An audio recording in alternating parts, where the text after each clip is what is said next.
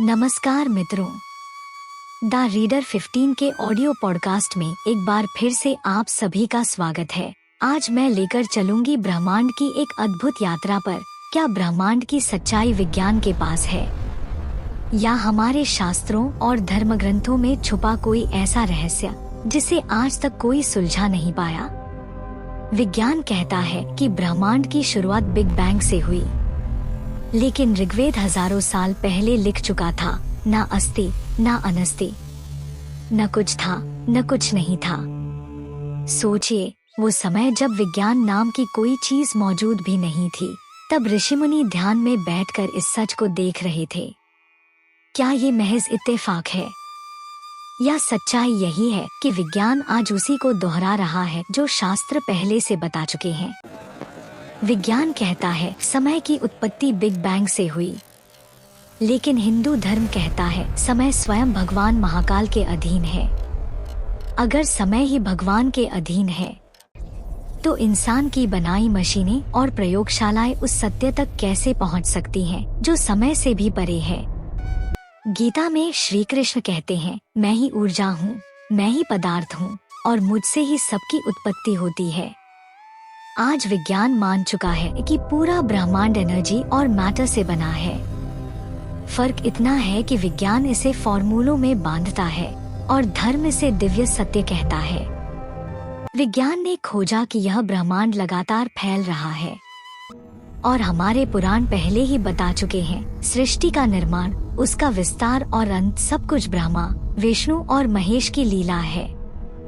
विज्ञान कहता है यह एक्सपेंशन ऑफ यूनिवर्स है और धर्म कहता है यह सृष्टि का खेल है। क्या यह केवल अलग अलग भाषा नहीं है? डार्विन ने कहा, जीवन की शुरुआत छोटे छोटे जीवों से हुई और धीरे धीरे मनुष्य तक पहुंची। लेकिन दशावतार की कथा में स्पष्ट है, विष्णु ने अवतार लिए, पहले मछली, फिर कछुआ, फिर वराह, फिर नरसिंह और अंत में मनुष्य। क्या यह एवोल्यूशन की खोज से हजारों साल पहले विकासवाद का वर्णन नहीं है? विज्ञान कहता है हर क्रिया की प्रतिक्रिया होती है। हिंदू धर्म कहता है यही कर्मफल है, जो करोगे वही लौट कर आएगा। न्यूटन ने इसे थ्योरी में ढाला और गीता ने इसे जीवन का नियम बना दिया। दोनों बातें एक ही हैं, बस भाषा अलग है। सोचिए, ऋषिमुनि बिना किसी टेलीस्कोप या माइक्रोस्कोप के ध्यान और साधना में वह सब देख लेते थे जिसकी खोज में आज विज्ञान अरबों डॉलर खर्च कर रहा है। क्योंकि जहां विज्ञान बाहरी दुनिया की जांच करता है, वहीं धर्म आंतरिक दुनिया की यात्रा कराता है। दोनों रास्ते अलग हैं, लेकिन मंजिल एक ही है, सत्य। तो सवाल यह है, क्या विज्ञान और ईश्वर विरोधी हैं?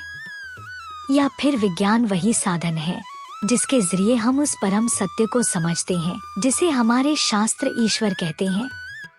सच यही है, विज्ञान और धर्म की लड़ाई असली नहीं है।